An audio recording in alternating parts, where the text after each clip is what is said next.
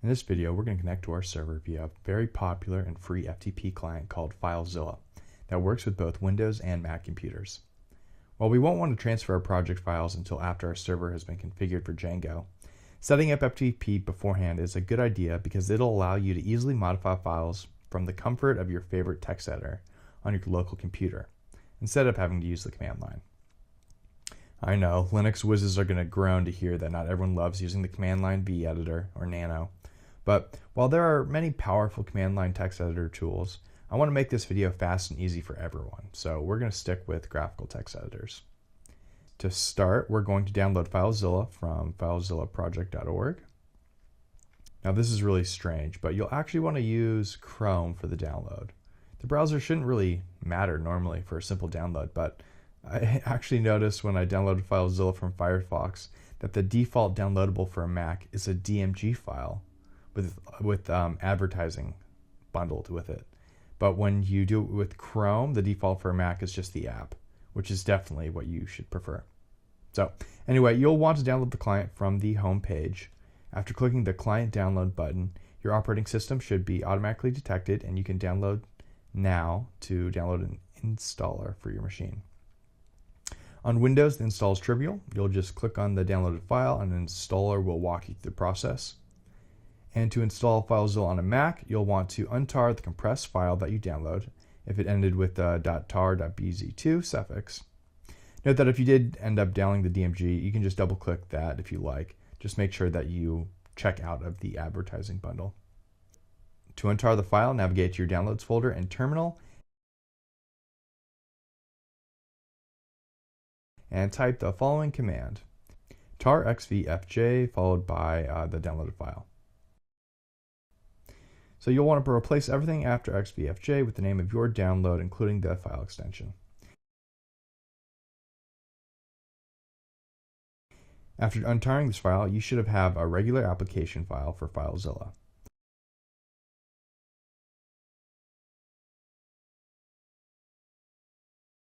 You'll want to move this to your applications folder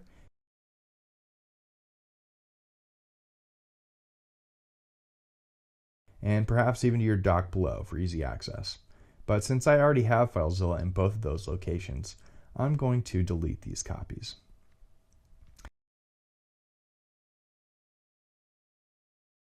And now that FileZilla is installed, you'll want to start it either via the Program menu on Windows or via the Dock or Spotlight on Mac.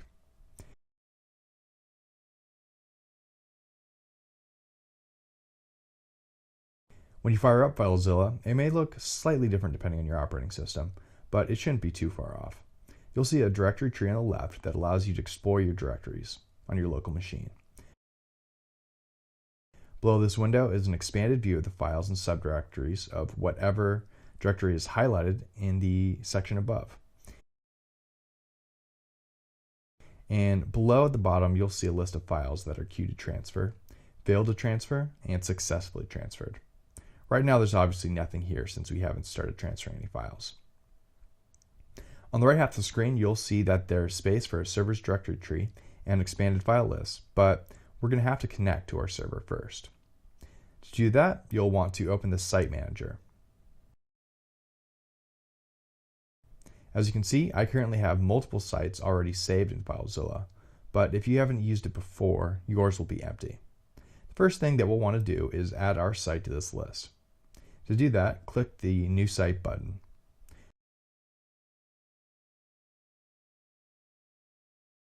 For host, you're going to want to put the IP address of your server. If you forget what that is, you can check your EC2 dashboard. I'm going to quickly log into EC2 and copy the IP address of our Bitnami server, and the process will be no different on either AMI.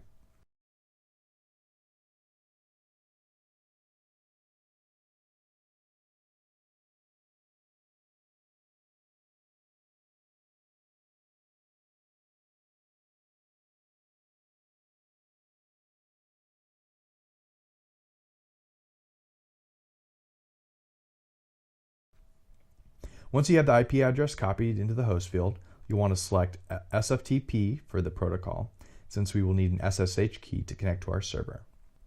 For the login type, you can select normal, which just means that FileZilla can save the user and password. If you wanted to be extra secure and not save the password, you could ask FileZilla to prompt you for it every time you want to connect. But I'd like everything viewable for you guys, so I'm going to hit normal, change the username to Bitnami, and leave the password blank since we have not changed the user password. And hit OK to save this new site. We're not going to try connecting yet because we haven't yet uploaded our security key to FileZilla. We'll need to do that now. To add a security key, you'll want to go to FileZilla Settings. Under the SFTP section, you'll see a list of key values. Yours will probably be empty if you've never used FileZilla before, so we're going to need to add our server key here by hitting the Add Key button. Next, you'll select the key that you downloaded from Amazon.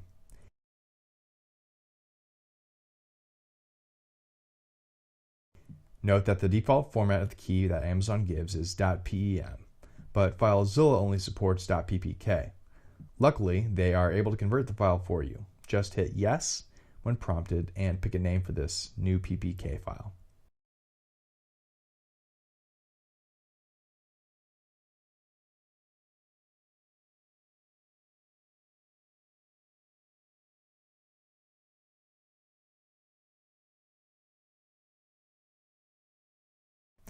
And there you go. Your key has been added. Just don't forget to hit OK to save these changes, or else you'll lose them.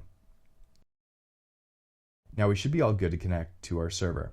Let's pull up the Site Manager.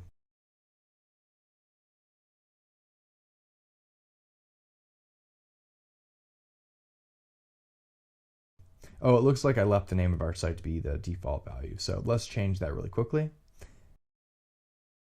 And then hit Connect.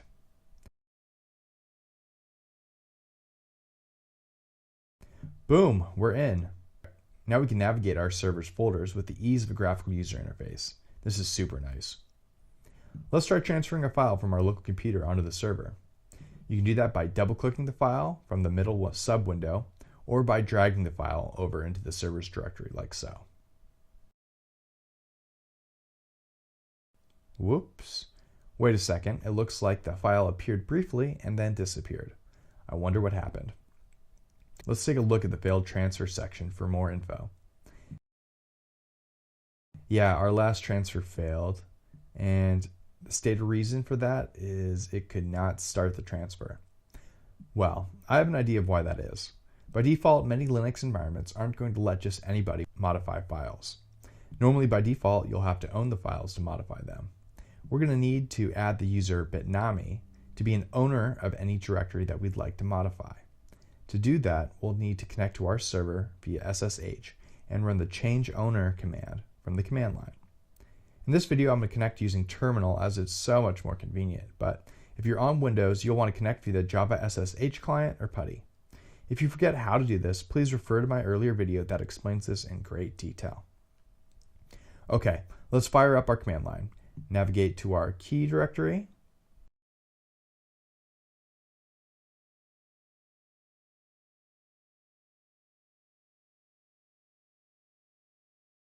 and run the SSH command. I don't remember the server's IP address, so I'm going to copy it from the connect pop-up again.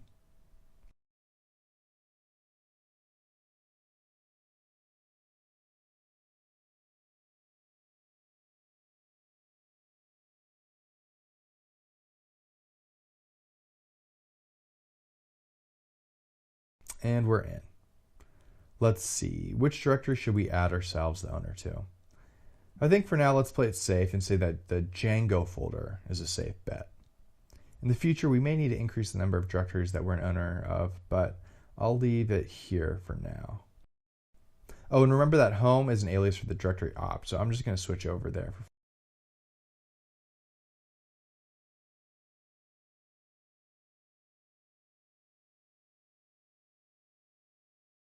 Cool. Now to change the owner, you're going to type the following command. chown -r bitnami and then the directory.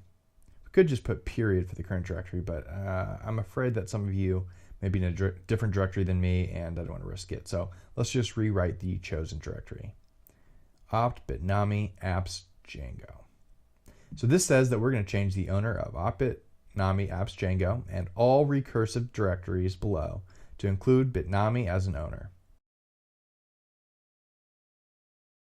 Whoops, as you can see, you'll need admin privileges to run the chown command. So we're going to need to type sudo in front of our previous command to gain administrative privileges.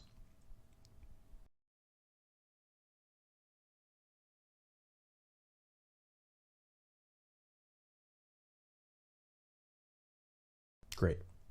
Now, as an owner of the file, we're going to want to have read-write privileges so that we can modify and delete files. So let's give ourselves that by the following command. Sudo chmod g+w, with the R flag to make it recursive,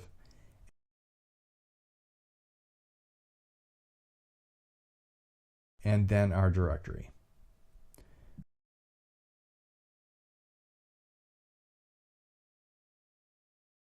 Okay, we'll need to restart the Apache web server to have these changes take effect. Remember, EC2 is a server in kind of the hardware sense of the term, but it's also using Apache to serve HTTP. So we're going to need to restart Apache so that we have access to these files. Let's go ahead and read the Bitnami documentation to see how they recommend restarting the server. Let's pull that up really quickly.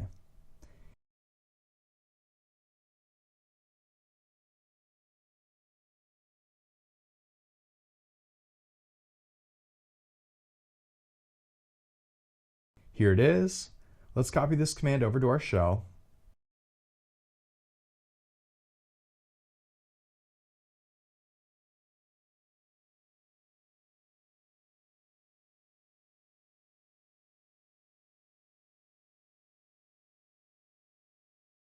And there you go.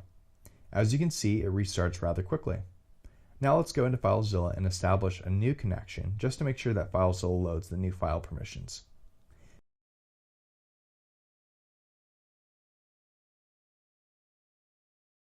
Make sure to hit abort to establish the new connection.